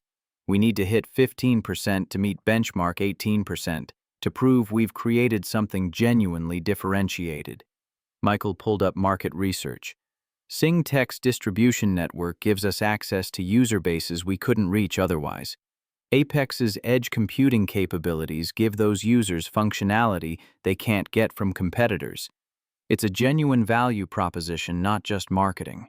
Whitmore studied the slides in silence for a long moment. Then, Mr. Carson walked me through worst-case scenario. It's day 59, we've missed 2 of 3 benchmarks. What happens? Michael had prepared for this question. Either party can exit the partnership with minimal penalty. Apex keeps whatever IP we've developed jointly, but we lose access to Sing's distribution and Takahashi's manufacturing. We're back where we started, except we've burned 60 days of cash and momentum. He paused. At that point, bankruptcy becomes inevitable within 30 days. And best case scenario, we hit all 3 benchmarks. The partnership converts to full merger. Apex gets immediate access to markets worth an estimated $2.3 billion over 5 years. SingTech gets technology that opens rural India and Southeast Asia in ways their current platform can't. Takahashi gets diversification into AI applications that protect them from commodity manufacturing decline. Michael's pulse was steady. Everyone wins, but only if we execute perfectly. Patricia Morrison was typing rapidly on her tablet.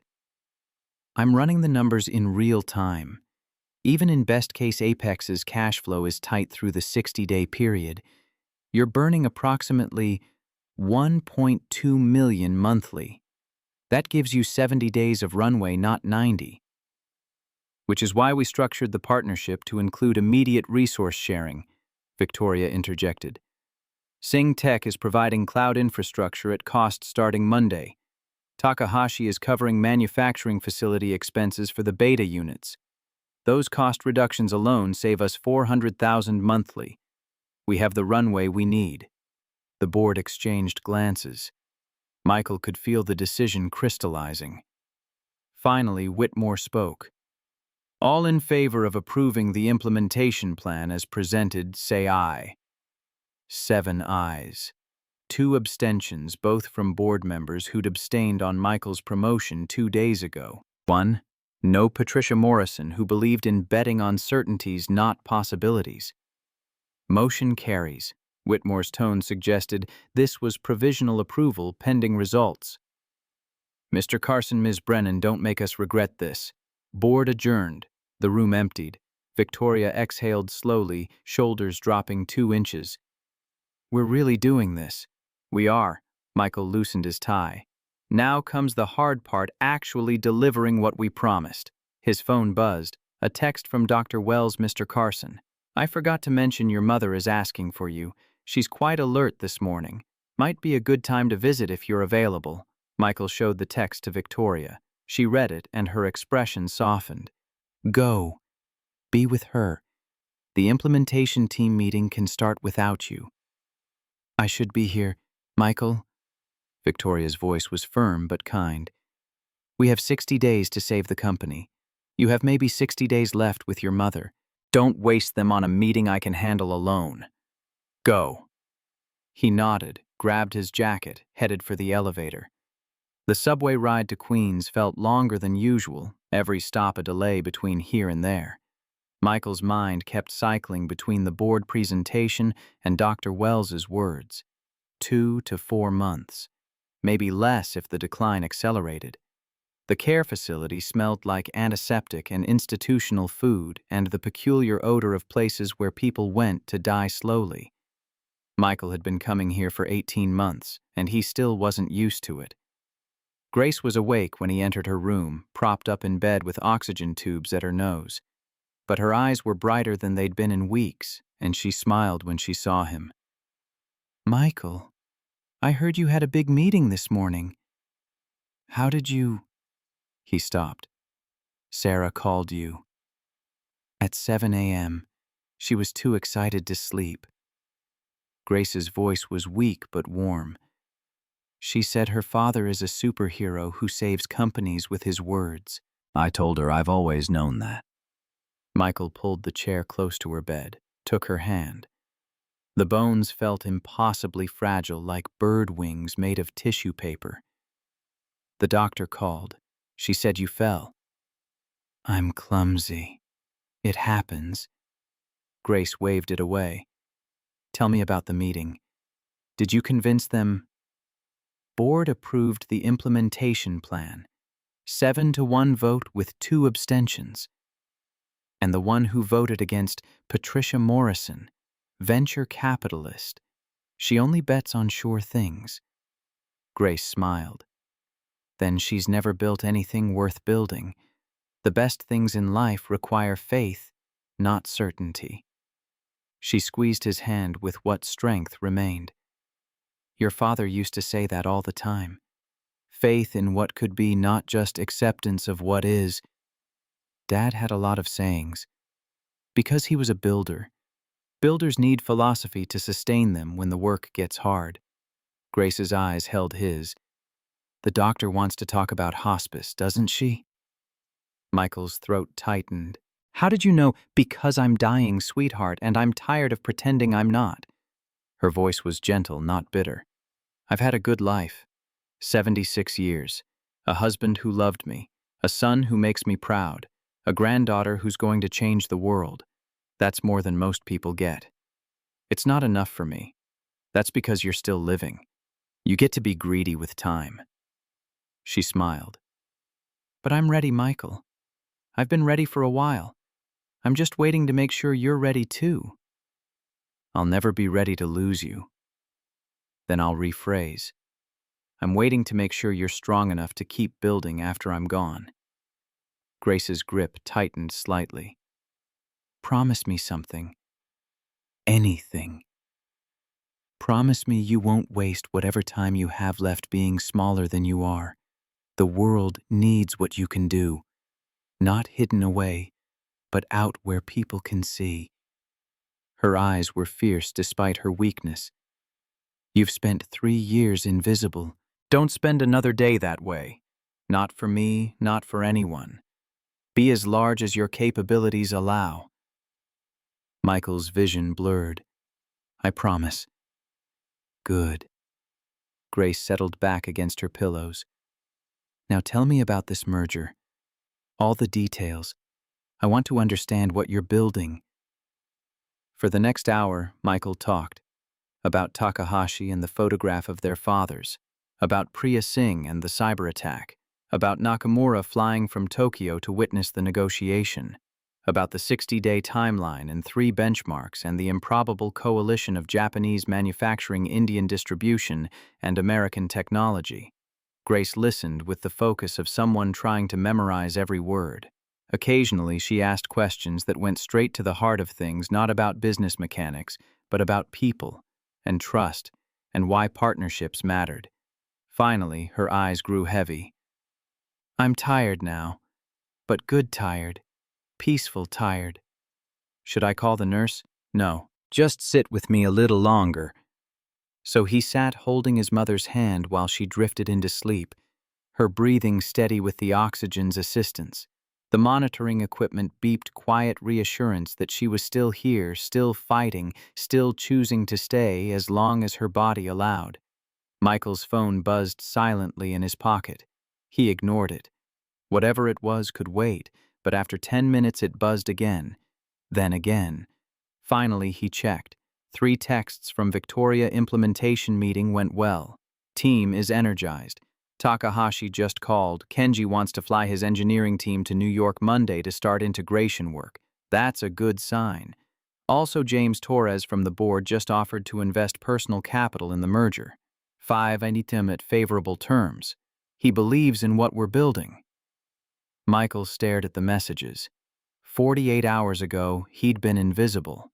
Now board members were investing personal capital in a plan he'd helped architect. He texted back, "That's excellent news. Accept Torres's offer. We'll need the capital cushion." Another text arrived, this one from Sarah Dad. "I just got the most amazing news. Johns Hopkins offered me a full scholarship for 4th year based on my research work. They said it's one of only 3 given annually. I don't have to worry about tuition anymore." Michael read the message 3 times, each word hitting like a revelation. The financial pressure that had been crushing him for 3 years, Sarah's tuition had just evaporated, not because of him, but because his daughter was extraordinary in her own right. He typed back, "Sarah, that's incredible. I'm so proud of you, I can barely breathe. You earned this. All of it." Her response was immediate. "I learned from the best. Love you, Dad." Grace stirred in her sleep, murmured something about Robert and Bridges. Michael squeezed her hand gently, and she settled. His phone rang. Victoria's name on the screen. He answered quietly. "This is Michael." "Where are you?" Victoria's voice was tight with controlled excitement. "Still with my mother. What's wrong?" "Nothing's wrong. Everything's right. Priya Singh just called. She wants to accelerate the timeline move from 60 days to 45. She says if we can prove the technology integration faster, she can commit an additional $20 million in marketing spend to drive user adoption in India." Michael's mind raced through implications. That's a massive opportunity, but compressing timeline increases risk. If we fail harder. "I know, that's why I'm calling. I told her I needed to discuss with you before committing." Victoria paused. "What do you think?" 3 days ago, she would have made this decision alone. Now, she was asking his opinion. The shift felt seismic. "I think we take the risk," Michael said. 45 days of perfect execution is better than 60 days of adequate performance. And Singh's $20 million in marketing spend could push us from 15% adoption to 25%. That's not just meeting benchmark that's crushing it. "You're sure?" No, but I'm confident. There's a difference. Michael looked at his mother, sleeping peacefully. Sometimes you have to bet on possibility instead of certainty. That's how the best things get built. Okay, I'll call Singh back and accept. Victoria's voice softened. How's your mother? Sleeping? Peaceful? The doctor wants to transition her to hospice care. I'm so sorry, Michael. Me too. He paused. But she's ready. More ready than I am. She told me to stop being smaller than my capabilities allow. Sounds like a wise woman. The wisest I've ever known. They ended the call. Michael sat with his mother another 30 minutes until a nurse came to check vitals. Then he kissed Grace's forehead and left, walking out into afternoon sunlight that felt too bright for the gravity of everything changing. The subway ride back to Manhattan gave him time to think. 45 days instead of 60. 3 benchmarks that could make or break everything. A mother counting her final weeks. A daughter who'd just earned a full scholarship. A company betting its survival on his ability to bridge cultures and languages. And underneath it all, the simple truth that he was no longer invisible. His phone buzzed. A text from an unknown number, Mr. Carson. This is Kenji Takahashi. My father asked me to reach out directly. I apologize for my skepticism during negotiations. You were right about partnership mattering more than perfect terms. I look forward to working with you. Respectfully, Kenji. Michael stared at the message. Kenji had fought hardest against the merger pushed for Mitsui, questioned every assumption. Now he was apologizing and committing to collaboration. He texted back Kenji-san, no apology necessary. Skepticism is healthy. It makes us sharper. I look forward to working with you as well. The subway pulled into his stop. Michael emerged into Manhattan evening, the city painted in gold and shadow by the descending sun. He walked toward Apex headquarters, thinking about the next 45 days and all they would require. His phone rang again. This time Nakamura Takeshi. Carson-san, I'm calling from the airport. My flight back to Tokyo leaves in 2 hours. Nakamura-san, thank you again for attending yesterday. Your presence made all the difference. I came because Hiroshi asked. I stayed because I saw something that reminded me why I believe in partnerships across cultures. The old man's voice was warm. Your father would be very proud of you, not just for saving this merger, but for how you did it. With respect, with patience, with understanding that business is always about people, not just transactions. I learned that from him. And now you'll teach it to the next generation. Kenji texted me an hour ago. He said working with you has already changed how he thinks about partnership. Nakamura paused. That's the real victory, Carson-san. Not the merger itself, but the example you've set for those who come after. They talked for another 10 minutes about Robert Sterling and Takahashi Ichiro, about bridges built 70 years ago that still stood, about the responsibility of carrying forward what previous generations started. When the call ended, Michael felt the weight of legacy settling on his shoulders. Not crushing, but grounding. A reminder that the work mattered beyond the immediate stakes. He reached Apex headquarters at 6:47 p.m. The building was mostly empty on Saturday evening, but lights still glowed on the executive floor. Victoria's office, probably, and the conference rooms where implementation teams were already starting weekend work to prepare for Monday's sprint. Michael took the elevator up, found Victoria exactly where he expected, at her desk, surrounded by documents, coffee cup empty beside her laptop. You're still here, he said from the doorway. She looked up, smiled tiredly. So are you. I thought you were spending the evening with your mother. She was sleeping. The nurse suggested I let her rest. Michael entered the office, settled into the chair across from her desk. Besides, I wanted to check in. Make sure accepting Singh's accelerated timeline didn't create problems I need to help solve. Always working. But Victoria's tone was affectionate, not critical. Actually, I'm glad you're here. I wanted to talk about something that's not business. Okay. She pulled up a photo on her phone, showed it to him. A teenage girl with Victoria's blonde hair and intelligent eyes smiling at the camera from what looked like a boarding school campus. Emma, my daughter. She's visiting next weekend. First time in almost 2 years she's actually wanted to come home. Victoria's voice held wonder and fear in equal measure. I don't know how to talk to her anymore, Michael.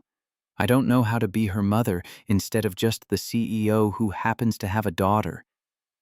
Michael thought about Sarah, about the easy warmth between them, despite 3 years of lies about his work.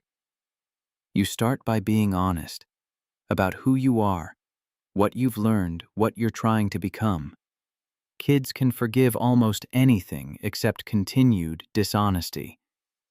What if she doesn't forgive me for the past 2 years? Then you keep showing up anyway, keep trying, keep being present even when it's uncomfortable. He leaned forward. Victoria, you've spent the past 48 hours learning how to be vulnerable in business. Apply the same principle to family.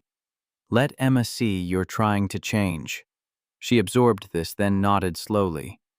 I called her this afternoon. Really called her, not just the usual Sunday check-in. We talked for 40 minutes. She told me about a boy she likes, about her best friend's drama, about how she's thinking of applying to Columbia like I did. Victoria's eyes were bright. All these things I didn't know because I never asked. I just assumed she'd tell me if it was important. But kids need to be invited to share, not just allowed. Exactly. Victoria set down her phone. Anyway, thank you for the advice, for the example. Watching you with your mother today, even just the way you talk about Grace and Sarah, it reminded me what I've been missing. They sat in comfortable silence for a moment. Then Victoria asked the question Michael had been expecting. What happens when your mother dies? Are you going to be okay? Michael considered the question honestly. I don't know. Probably not at first. Grace is the last connection I have to my father, to that whole part of my life before everything changed. When she's gone, I'll be the only one left who remembers Robert Sterling building bridges in Tokyo, who remembers the man I was trained to become. You're becoming that man again. I'm becoming a version of him. But it's different now. Older. More scarred. Less idealistic about how the world works. Michael smiled sadly.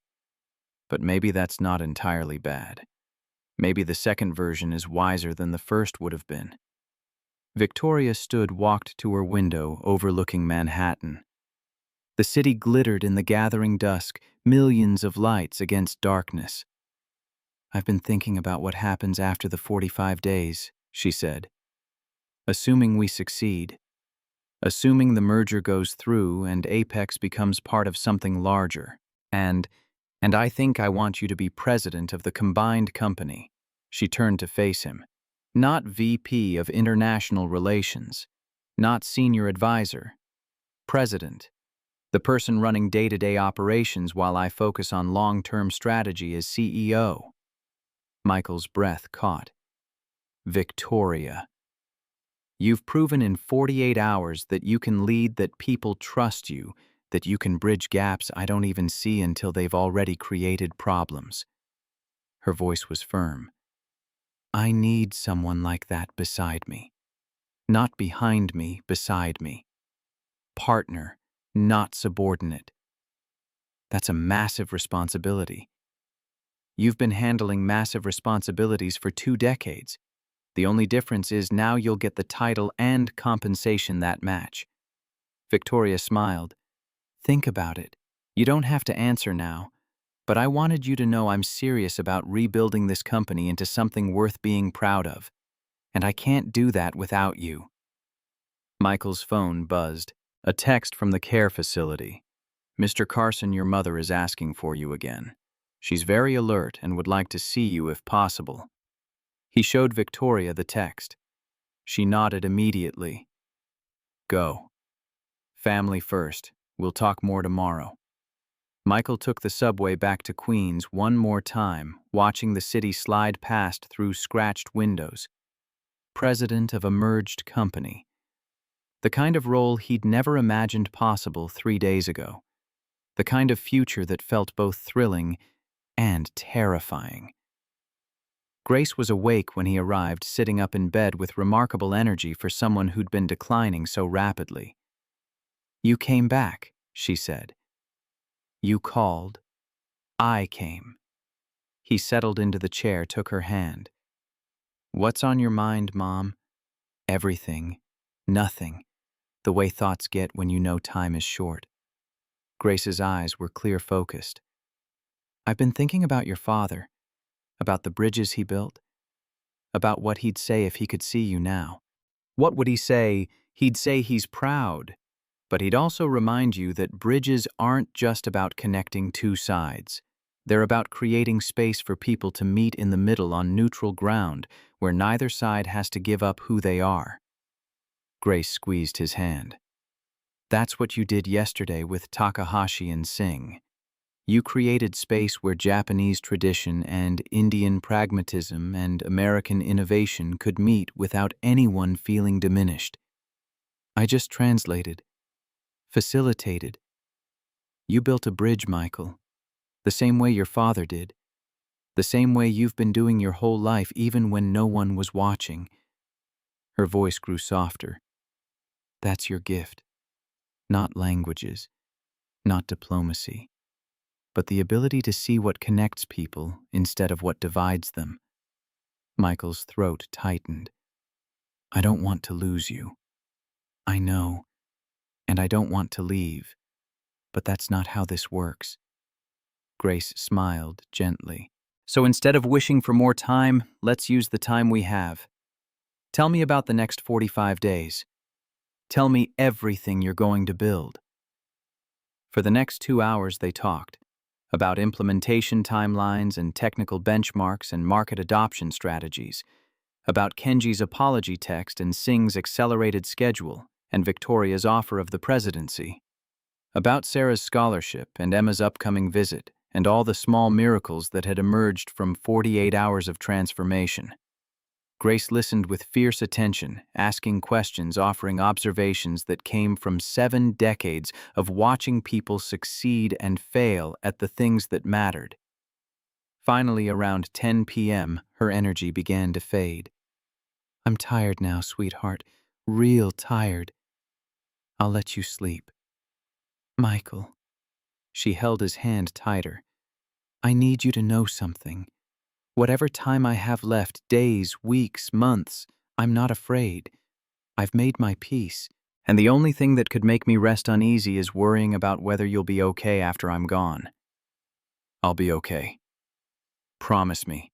Promise me you won't let grief make you small again. Promise me you'll keep building bridges, keep being large, keep mattering in the world." "I promise." Michael's voice was rough. "I promise I won't waste what you and Dad gave me." Grace smiled, closed her eyes. "Then I can rest. Finally rest." Michael stayed until her breathing deepened into sleep. Then he kissed her forehead and left, walking out into Queen's night with the weight of promises and possibilities in equal measure. His phone showed 4 texts waiting. From Sarah, "Dad, good night. Love you to the moon and back. From Victoria, implementation teams are ready for Monday. We're going to do this. From Kenji, Takahashi engineering team confirmed for Monday arrival. Looking forward to collaboration. From James, Torres, Michael, my 5 is wired. But I want in on whatever you build next, too. You're the real deal." Michael stood on the sidewalk outside the care facility, looking up at the window of his mother's room. A light still glowed there, the nurse checking vitals probably, making sure Grace was comfortable through the night. 45 days to prove the merger could work. Perhaps 60 days left with his mother, a future opening up that he'd thought was closed forever.